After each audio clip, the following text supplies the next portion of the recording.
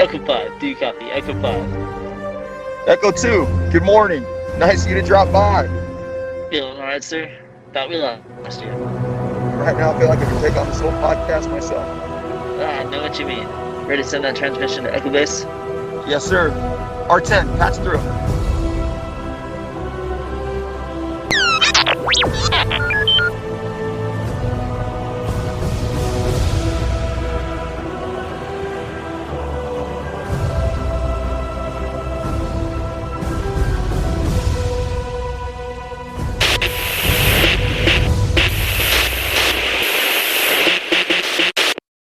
Alright guys, welcome to another episode of the Hoth Transmissions. We're continuing our adventure through the Bad Batch, and we are ending it right where everything began. So tonight we have Echo 9 joining us again. So we're going to finish up the series. Yeah, thanks for having me, Echo 2. Yeah, no worries. Alright, so we don't have any major news except for Eclipse. They released a trailer for that, and we haven't had a chance to really discuss it. And I know you're really big into gaming. Have you seen the trailer for it? The one that was at the Game Awards? I think so. It's the one where they have like the drums going. Yeah, yes, I did indeed see that. All right, so what are your thoughts on that so far? Kind of hit me out of the blue with this one. I loved it. I was very drawn into it, and I wanted to know more immediately. Yeah, I'm really fascinated with what they're going to be doing with it. It looks like it's going to be like a High Republic era, because we still see Yoda, so we know it's got to be a High Republic, but it doesn't look like prequel era. So it's going to be something with their new system, or I mean, not the new system. Their what Disney's trying to do with the High Republic. So I know it's being done by Quantic Dream. I actually don't know too much about them, but I know a lot of people are actually pretty excited that they're the ones that are going to be doing it. Force Eclipse. It said Quantum Dream. Quantic Eclipse. Quantic Dream. Yeah. Yeah. It's a developer. Well, let's see what they've done before. Oh, they did Detroit Become Human. Oh yeah, that's right. Yeah, I actually really like that game. Despite I don't want Eclipse to follow the same style that it went in, but I quite enjoyed that game itself. Yeah. I kind of want more of like an open world where you're actually controlling kind of what they did with Fallen Order, but a little bit more vast and a little bit more structured. It might be a heavily story-based game. Which I'm okay with too. I like story-based games, but I want more hack and slash Star Wars lightsaber games. Yeah, it says branching action adventure game, experienced in many ways, puts the destinies of multiple playable characters in your hands, created in collaboration between Quantic and Lucasfilm. Okay, yeah, branching narrative game. So it's probably going to be very similar to Detroit Become Human, which Yeah. I'm not too disappointed on because I actually really like that game. And if they do anything like Detroit Become Human, that means it's got a lot of play value in it because I know in Detroit Human, based off of certain decisions you made, other characters that you played as would die as a result of decisions that other characters made. Yes. And then you wouldn't be able to have the final ending with all the characters together. So it's going to be interesting how it works. It says set in the High Republic era. Choices have consequences. Every decision you make can have dramatic repercussions on your journey, alter relationships, locations, battles, even the fate of the characters themselves. So it is going to be probably very, very similar. Okay, all right. I'm actually not too disappointed. I still want another Fallen Order game, but that's going to be coming out. I haven't heard too much on the sequel to that, but we will be getting it at some point. Also, Kathleen Kennedy, she signed on for a few more years or her contract renewed, so she's going to continue to be in the Star Wars world. To be fair, though, she is a lot more hands-on right now with the producer role. So she was producer on Book of Boba Fett, and she was producer alongside all the others. I think they're gonna have a good influence on her in Star Wars. So she might be able to turn things around. When she started, I agree she may not have had the greatest view for Star Wars, but I think with everyone nagging at her, she might come around.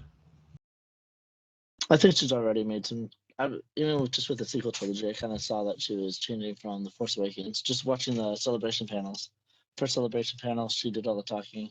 Second panel, her and she was kind of interrupting what's his name, Ryan Johnson, and it was kind of like a tie between them. And then when Rise of Skywalker came out, she was like, "All right, JJ, go ahead and discuss the movie." And so she kind of backed off a little bit. And based off of, it's a huge trial and error. There's a lot of fan base to please, and we see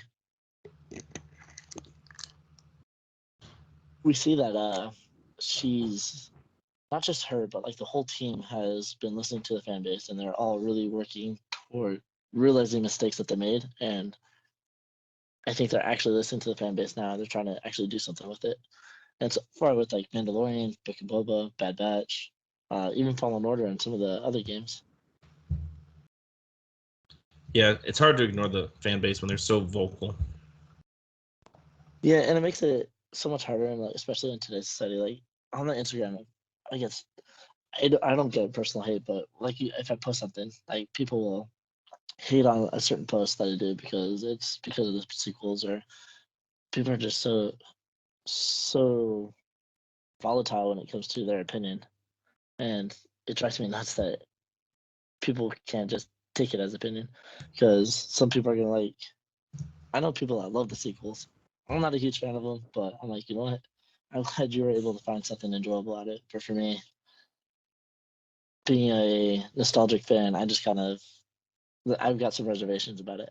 But there are things that I like about it, so I'm not. But I'm just kind of just neutral on it. I'm not gonna say they're the greatest things, but well, let's see what else Disney has to offer. Yeah, and maybe one day they'll throw those movies into the Legends bin and retry. But for now, we have them. See, I don't think that's gonna happen. I'm gonna see it kind of like the way the sequels were, or the prequels. The prequels weren't that great, but when Clone Wars came out and it added so much character development and so much story, the prequels became a lot more substantial, a lot more enjoyable, and a lot of the flaws that they had became corrected because of the Clone Wars. And I'm thinking that the sequels are not going to be tossed in the bin. I don't really want to see them tossed in the bin. It's the last thing that Carrie Fisher did, and I'd hate to just say one of her last projects is just going to be tossed in the trash. So Understandable. I think that they're doing what they can to make those more exciting.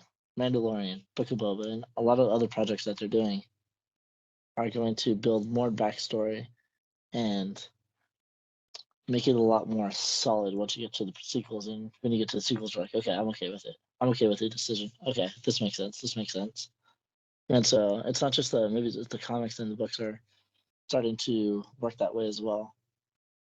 And honestly, I think you can correct any mistake with good story, background, and development. And so that's just my thoughts on it.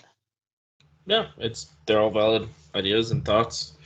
It just sucks that they have to resort to using outside sources to give the information and give the depth that the Star Wars movies have needed.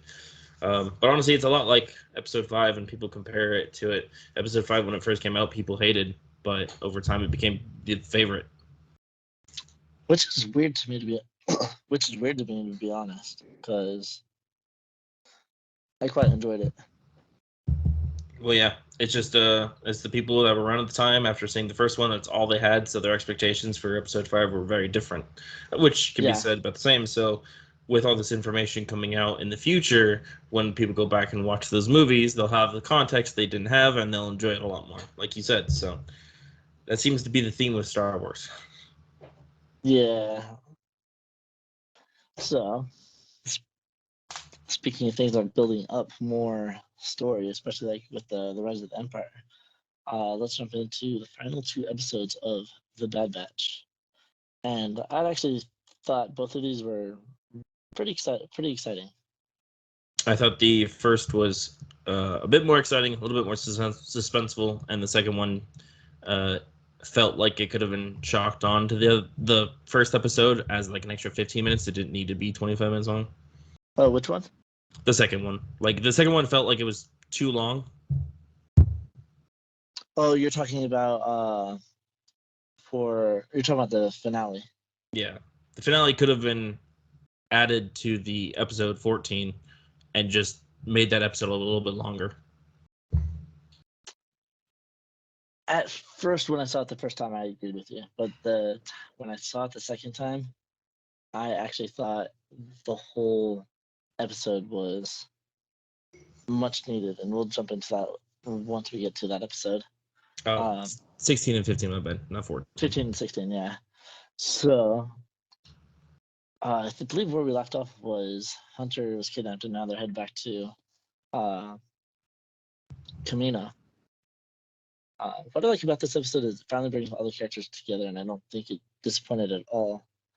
And it's really fitting that we have the season end where it began, and it really brings an emotional tie-in at the end with the destruction of Topoka. I think it's Topoka City.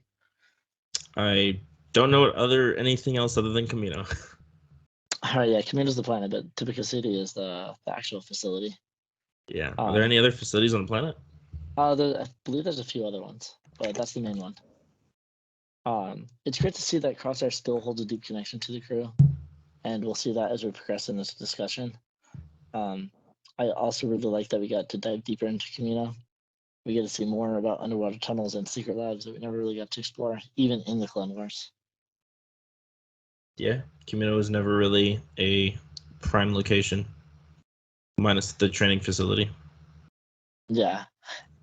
So the episode starts out, they're kind of looking for Hunter, and I actually thought it was really interesting because you know that Crosshair is kind of going after the Bad Batch. You know that they're going to come get Hunter. So I found it interesting that they didn't leave Hunter on Darrow. I hate this yawning crap. Yeah, so I found it interesting that they didn't leave Hunter on Darrow, but it also makes sense that they would have left. And so, what do you think? Do you think they should have stayed, or do you like that they just kind of like, oh, we got Hunter. All right, let's take him with us. We know the others will follow. No, I was going to say, watching both episodes and hearing everything that Crosshair has to say, he brought Hunter on purpose. Yeah, he could have left them behind and still had the same trap, and then Hunter wouldn't have been there. But he brought him because he wanted to convince them to join him in the Empire. The entire episode, he's like, this is what we were made for. Join me. And they're like, no, you join us. And he's like, no, join me. It's a whole tug of war. So if Hunter's not there, they can't have that conversation. Which is true, and I like that Crosshair knows exactly what they're gonna do. So he's like, oh, I got Hunter. All right, let me take your beacon. Let me turn it on. And I know that they're gonna get this beacon and they're gonna follow after. And I like that Tech wasn't stupid to it either. He's like, yep, it's definitely a trap. Oh yeah, definitely. But let's go anyway.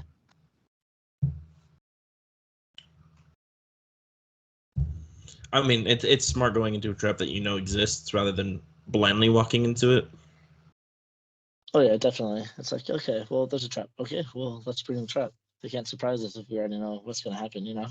Yeah, and I love that they went to the training site.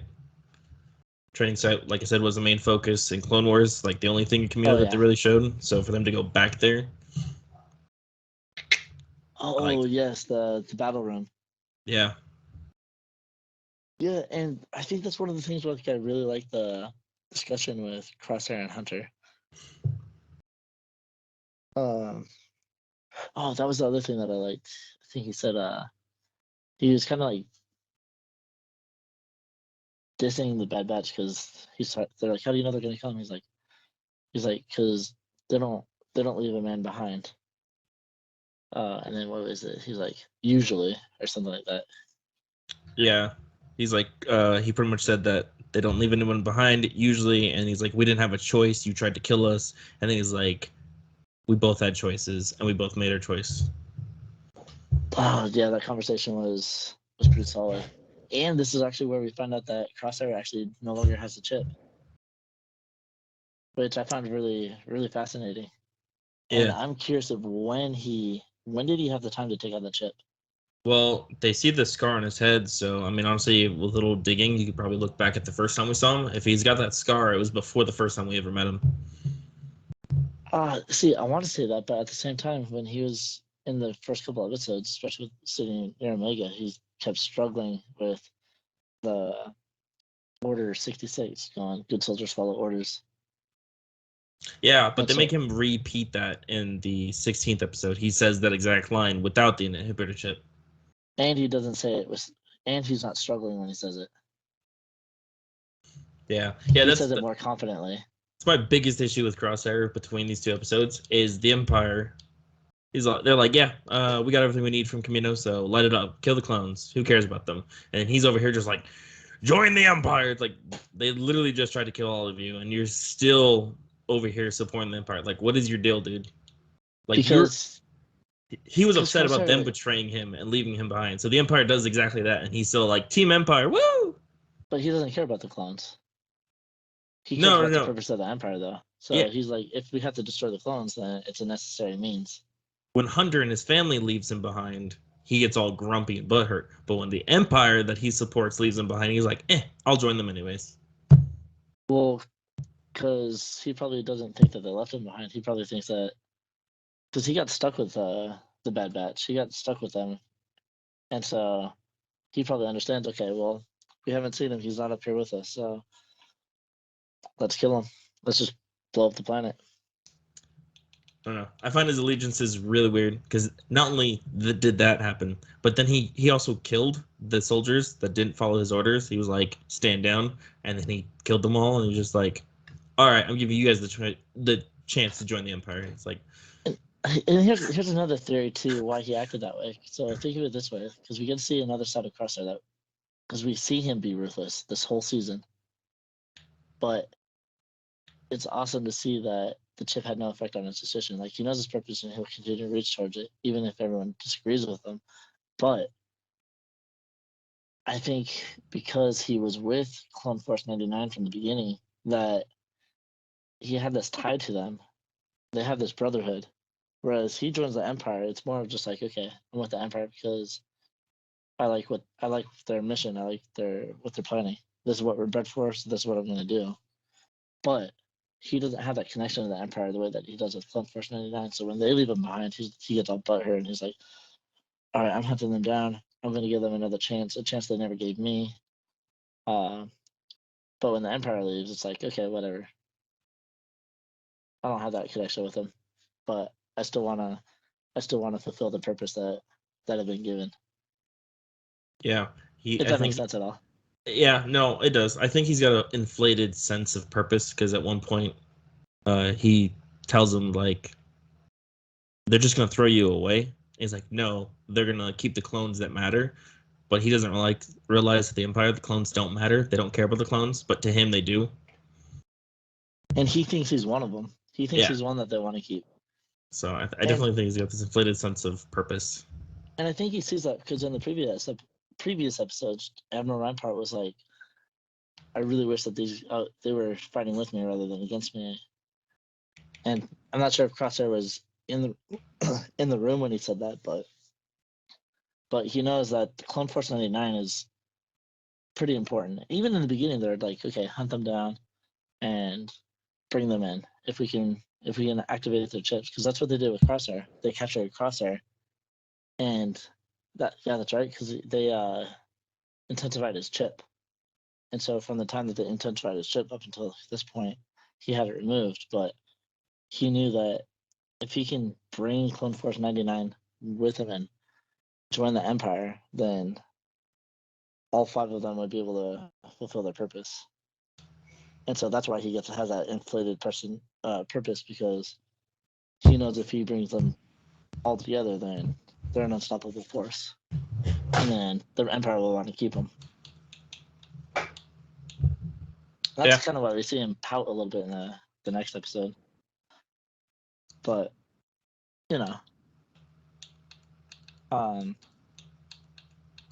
it's cool that Omega has like such a connection to Kamino or Topeka City because she knows about places that were off the blueprints, things that anybody else didn't know about. So you know that she was very trusted among the Kaminoans. Oh yeah, yeah, definitely. No, she was special to them, definitely. And then we definitely get to see that. We definitely feel that the Prime Minister is dead. He's taken out. Oh yeah, he was lit up the moment those doors closed on him last episode. It was like, no, Yeah, he's dead. He's this gone. episode just confirms it.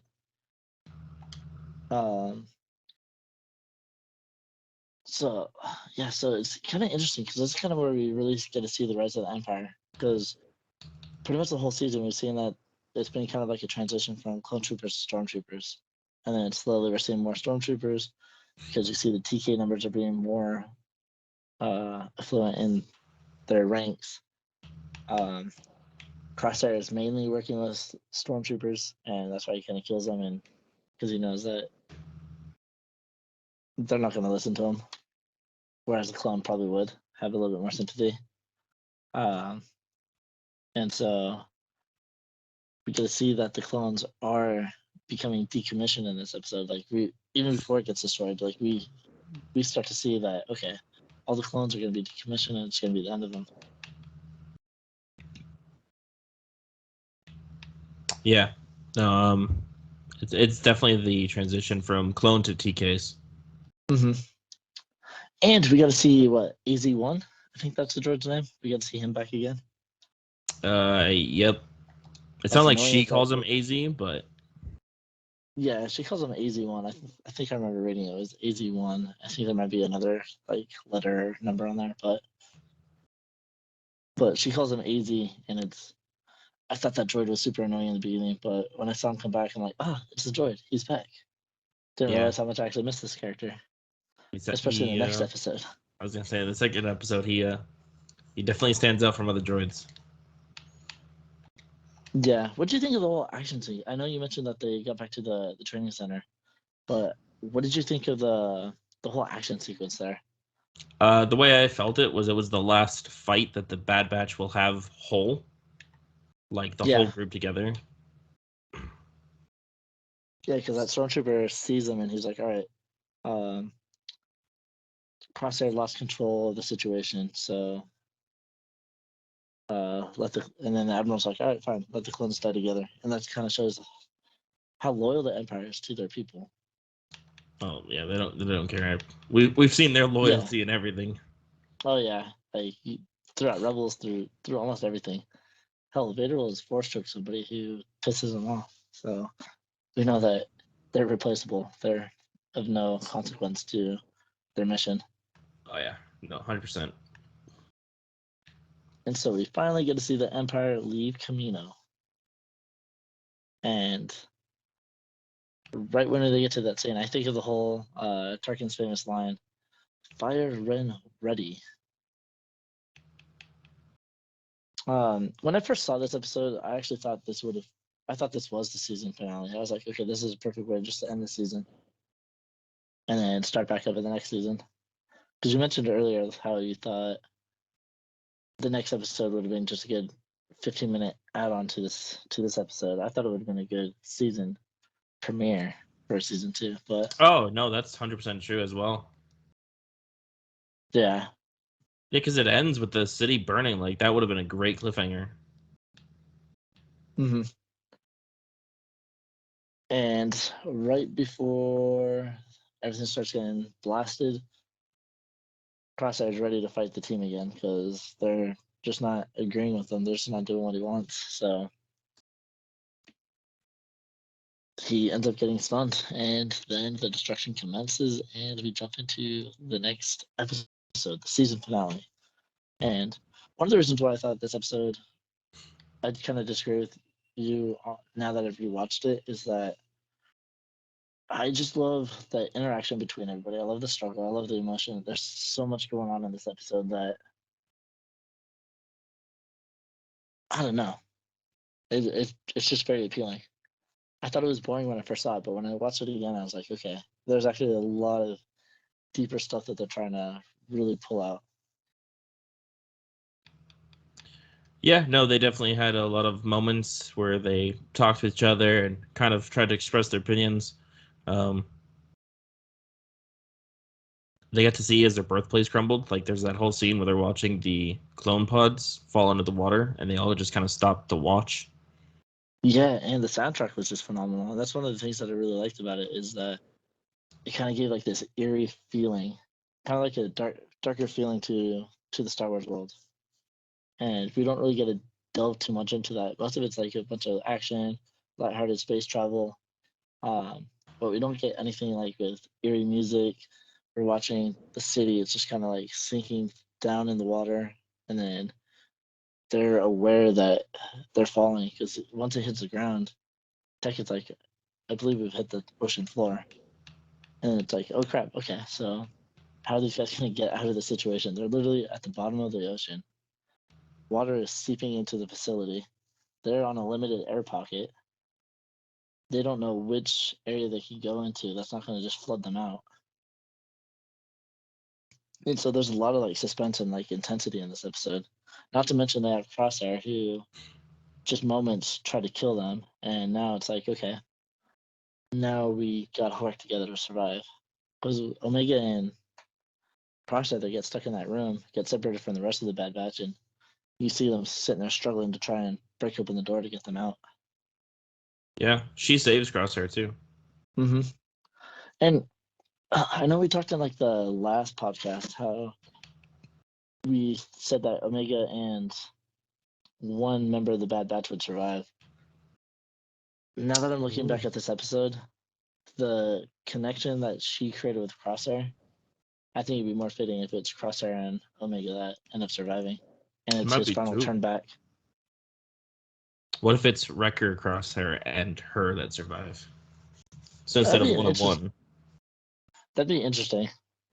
I already feel like Crosshair and Wrecker, even before the chips activated, that they weren't that great of friends. Yeah, Wrecker actually opens up in this episode, and he expresses his feelings. That's right. What was it? What elaborate on that? He just pretty much tells him like, you never came back to us. Like, yeah, we didn't come back for you, but you didn't come to us either. Yeah, So you can blame us, but you got to take responsibility. it's kind of like it's a two-way street thing. Yeah. And to and Crosshair doesn't really realize that they actually even tried to reach out to him. He's just in the middle of the Empire, so it's kind of hard for them to approach him, you know. Yeah. So I can kind of get why they didn't try harder. They could have defended themselves with that though. They could have been like, "We did come back for you, by the way. You just didn't know." Yeah, Because very true. hey, that would have been a good way to make him feel like shit. You guys didn't come back for me. Yeah, we did. You just didn't well, know. well, I mean, I don't think they really need to do that petty argument to really pull it, because you see this whole episode. Sorry, you see this whole episode. Crosshair is feeling guilty as it is, and it's mostly because of Omega. And then, not to mention, he's working with them again, so he's kind of seeing what he's been missing out on. I think he's missing that connection, that bond that they had in the beginning. Yeah, no, definitely. But I definitely think Omega and Crosshair have the best connection since they're reuniting. Well, I don't. I think Crosshair and Hunter do. And that's why they're so at odds. Like Hunter's the only person who really understood him, so it's like, I think they used to have the best connection, but gotcha. because they're on opposing sides, like they're fighting that connection. Whereas Omega's like, you're my brother, Crosshair, and Crosshair even reaches out and does something to save her, help her later on. I liked how they returned to their old barracks. It's just funny seeing how much of a kid Wrecker is. He got like such the mind of a child, and it's hilarious. Oh yeah, he's a Destiny Titan all the way through. Eats crayons. Oh yeah, I could definitely see him Crayon Eater, but a lovable Crayon Eater, I guess. I'm not gonna lie. When I watched the Bad Batch episodes in season 7 of Clone Wars, I could not stand Wrecker. I thought he was the most annoying character that they've come up with. They definitely stuck to cliche tropes with the characters. Well, yeah, like Tech. He's a tech guy. Echo's kind of like Tech, but not, but that's useful. He's their Because you don't droid really without see being it. a droid. That's true. That's true. He's kind of half droid, but I mean, he's the one that I see that is used the least in this group. He's just kind of there most of the time. Yeah, sitting in the back, silent, only opens doors for them. Yeah, basically. That's why I said he's the droid without being the droid. True. We'll just call him R2. JK. R2 had more relevance. I'm not hating on Echo, so I don't want to hear any hate from anybody listening to this, but I would definitely like to see more character development with Echo in the next season. And that's basically what I'm saying. It's just they're focusing on the main group, and I'd like to see a little bit more on the next ones. Also, I have yeah. the answer for when he got the inhibitor chip removed. It would appear on Ryloth. Okay. Episodes 11 or 12. Episode 11, he's got his hair is completely clean. Episode 12, he's shaven and has a scar on the side of his head. Oh, Both interesting. It's very Ryloths. subtle. Yeah, I never paid attention to that. But now that you mention it, I do remember that. I thought it was because him getting his face almost half melted off from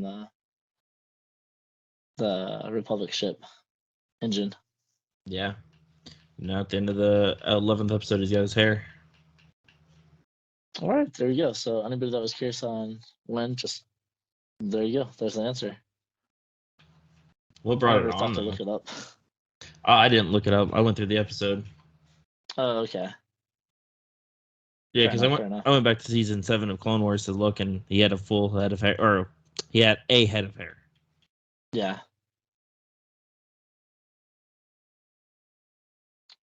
I also liked a lot of the banter between Crosshair and Hunter. We're talking about like a lot of their discussion, and especially when they're in the barracks and they're trying to figure out, okay, so how the heck are we gonna get off this facility? We're at the bottom of the ocean. We got to come up with a plan if we're gonna survive. And then Omega starts spouting stuff off, and Crosshair is like, when did we start letting the child make all the decisions? And it's like, well, you got a better idea? That's the best one we got. She's like, we're surprised. They're all gonna die from Hunter's leadership. Oh, funny thing about that, he asks that question literally moments after finding out that she's older, because that's when That's right. Yeah. Tech reveals, yeah, no, she's definitely older than us. Yeah. She's unaltered. Yeah. It's interesting because she's got years on all of them. She's like 12 or 13. I'm not sure how old Boba Fett is, but I think he was 14 in Clone Wars. And so she's probably about the same age, 14 or 15, somewhere around there. Yeah, she definitely looks 9 or 10. And that's what animation does. I mean, even in Clone Wars, Boba looked pretty tiny. Oh yeah, But he's supposed because to be a little bit older. Because I think even in Ezra Attack of the Clones, he was 11 or 12. Ezra's age in the first season was 14, right? I believe so, yeah. Because the Clone Wars span about, I want to say, 3 or 4 years between Attack of the Clones and Return of the Jedi. Yeah, so if we're going off height, I'd say she's probably 11. Yeah, could be. Let me just double check on how long the Clone Wars were. In Star Wars. Yeah, I was right. It wasn't 4 years, but it was definitely 3 years. Gotcha. And, yeah.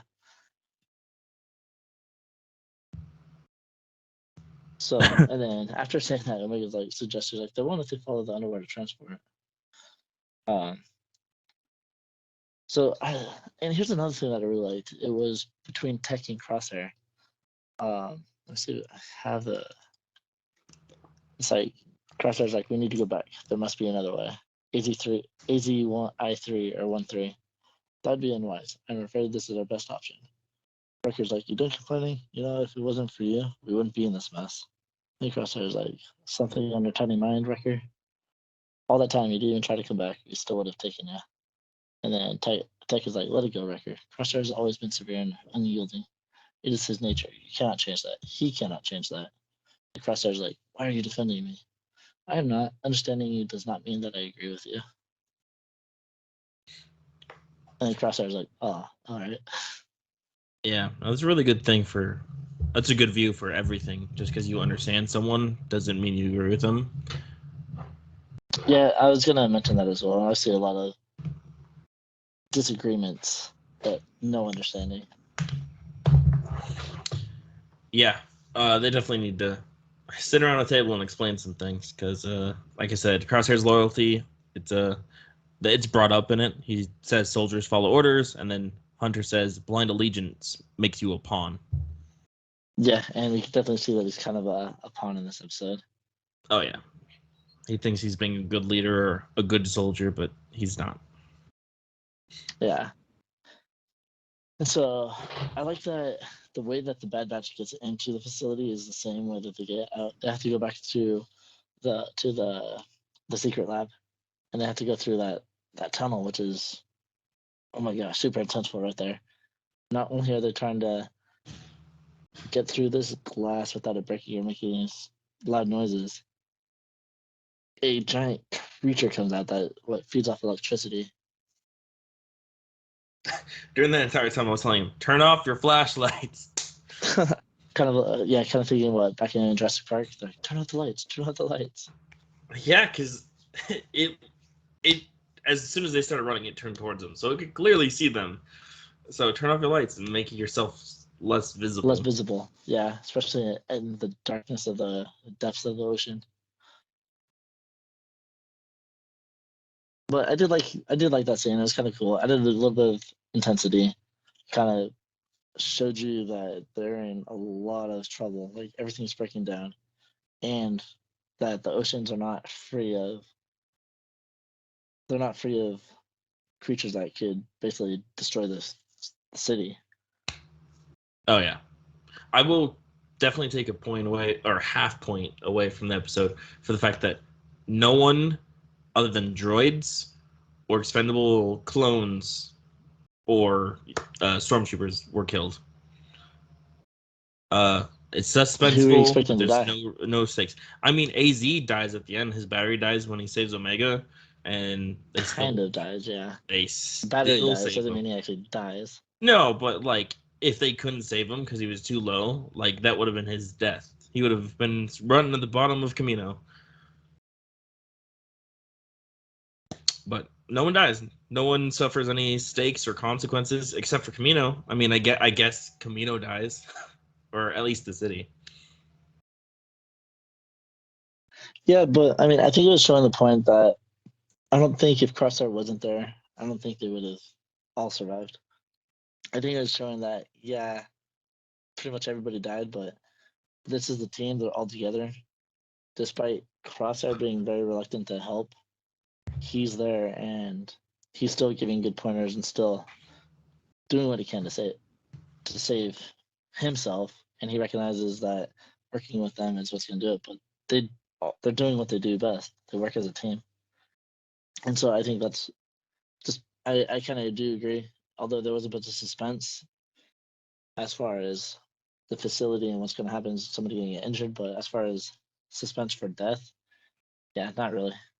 Yeah, So it's I totally definitely get more that. of a how are they gonna survive suspense, but not a are they gonna survive suspense? Like yeah, they're gonna survive clearly.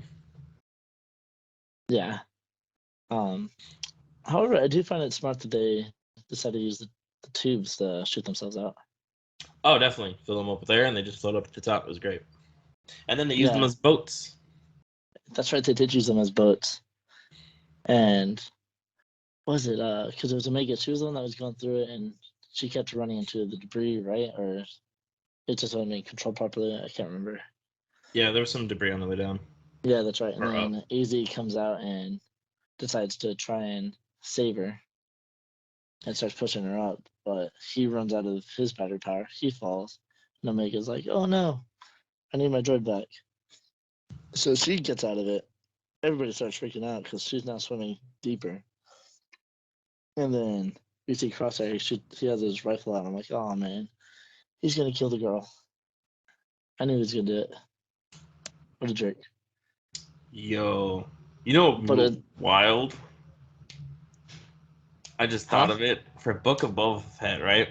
What if like the last episode ends with like this hooded figure showing up wearing kind of like Bad Batch armor, like remnants of their armor sets, and then He'd be really old. AZ, she'd be the same age as Boba. Oh, you're talking about her. Um, yeah, I mean, I thought about it. Like Omega showing up in Boba Fett in the Book of Boba is less likely, only because her character's not established enough for her to be relevant to jump into that. It would mainly be just for the main Star Wars canon, because anybody who'd be like, "Who's that?" and then it could help branch people to go watch Bad Batch. I think it would be kind of a smart move, and for the people who know her, would be like, "Oh, hell, like look who it is." Yeah, And true.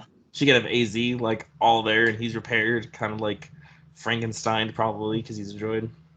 Yeah, But I think it'd be dope if she was like some badass soldier wearing like pieces of their armor and stuff. yeah. It'd be interesting for sure. Gets But to meet her maybe we brother. can do some predictions on that a little bit later. Oh, definitely. Yeah, and Um, the but it's cool that Crosshair saved the droid. It kind of showed that he's still a little bit soft. oh yeah, him trying to convince them the 2 episodes entirely instead of killing them flat out shows that he's soft. Yeah, I mean, soft, but also struggling between what he wants, because he wants to be with the Clone Force 99. You can already tell that's what he wants, Oh yeah, but he's fighting against his purpose, and he thinks his purpose is to be with the Empire. That's where he thinks everything's going to be fulfilled, and it's kind of one of those things. It's like you struggle with who you are, and then you get to this point where what you think is going to make you happy doesn't make you happy. yeah. You can't have your cake and eat it too. Yeah. And so he thinks he's going to be happy following what his purpose is for, but he doesn't realize he can make his own purpose now, especially with the chip removed. Oh yeah, definitely, 100%. Because even here, they make it back to the top, and Omega says everything is gone, and then they look at him and they ask him to come back, and he's like, I'm gonna wait for the Empire to come pick him up. Like I almost feel sorry for him. Like obviously the Empire assumes they're all dead, and if Crosshair makes it back to the Empire and they take him back in, will he say they all died, or will he rat them out? He's probably gonna show up and I'm like, "Oh, you survived! Cool. I guess we could find something for you." And then he's like, he might ask for a team to go after them or something, and they might be like, "No, why do we care about them?" And that's another thing. It's like I don't want another season of them just being chased I by don't think we're Crosshair. gonna. I don't think we're gonna deal with that. I think we're gonna get a lot more into the syndicate stuff and helping Sid out and dealing with Roland and meeting More of the, Darth I think it's Maul. gonna be more of the rise of the Empire. We'll definitely see more of the Empire for sure.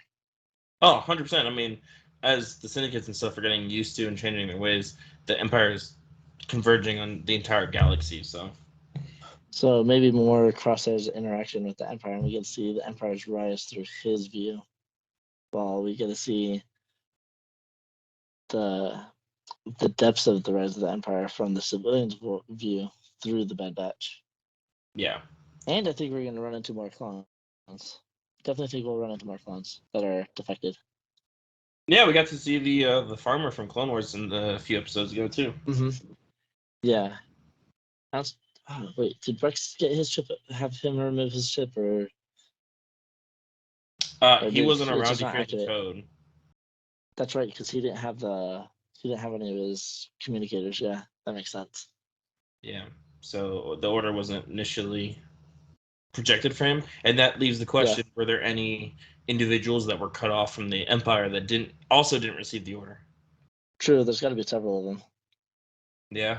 So I'm sure some other clones and Jedi, because of that same thing, survived. Yeah, because you see Kanan. Dude, that would have been something cool to see in Rebels, and I think they kind of missed the opportunity for it. Imagine them coming across a whole group of clones who, other than Rex and them, who defected in for their own rebel cell. Oh yeah, no, we're definitely gonna get some of that lingering, but I don't think they're gonna survive very long because of Rex's reaction and Kanan's reaction in Rebels. True. Yeah, very true. So we might see something like that here by the end of the Bad Batch, and then a huge battle, and they all die. Something like that.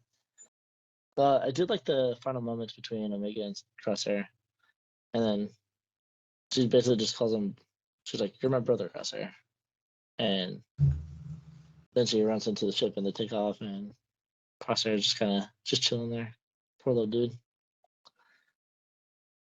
And then we get the final moments, and we see Nala Se is brought to a secure facility. And then the season ends. Yep, the cloning facility, hinting at the Snoke Palpatine stuff from the sequels and the stuff we saw with Grogu and Mandalorian. Yeah. So that's gonna be so. I like how they're tying everything together between all that, and it's really gonna play a part into, like I said, the sequels. They're just building up to the sequels to make more sense, to change that somehow he returned into okay. Now this is everything that led up. This is the things that he had planned, because we know that in the expanded universe, even in Legends, we know that Palpatine had stuff like this going on. So it's not like a completely new concept that they're just pulling out just to make sense of everything. This was kind of a little bit of their plan. They're just elaborating more into it and kind of building it up more.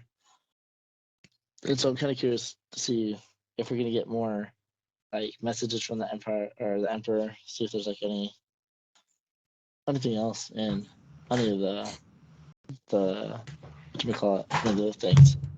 Because even in the Bad Batch, the Emperor's still alive. So I wonder if we're gonna get kind of a cameo with the Emperor, kind of like what we did in Rebels.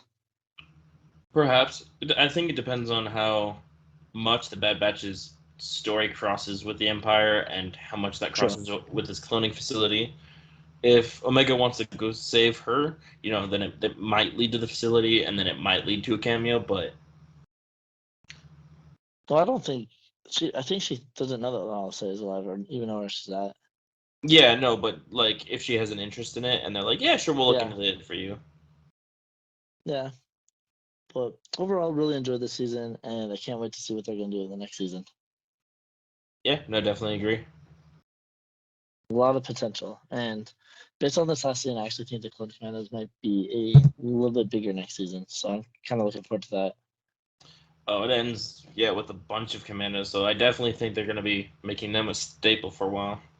Yeah, the final transition to the Stormtroopers, you'll start seeing them weeded out, but they're probably like the last of the clones. So, all right, that would wrap it up for the Bad Batch discussion. So, guys, please be sure to like and comment. It helps people find us better when there's more activity, and please share with your friends. Anybody that likes Star Wars, even if they don't, this is a good way to get them into it, especially if they're watching the Bad Batch or any of the TV shows. They can follow along with us, and hopefully we've given a lot of Easter eggs and stuff that you guys are able to find some new information. Also, be sure to check out the links in the description where you can find our Discord, where you can chat with other fans like yourselves and discuss the mysteries of the Star Wars universe. Also, be sure to follow us on Instagram where we continue to post updates and news. If you're looking for some new shirts that shows your love of Star Wars, then we have you covered. We have some designs that we worked on and know you love. So check out our Teespring. Link is down below. So that wraps it up. Echo 2 out. Echo 9 out. May the Force be with you. always.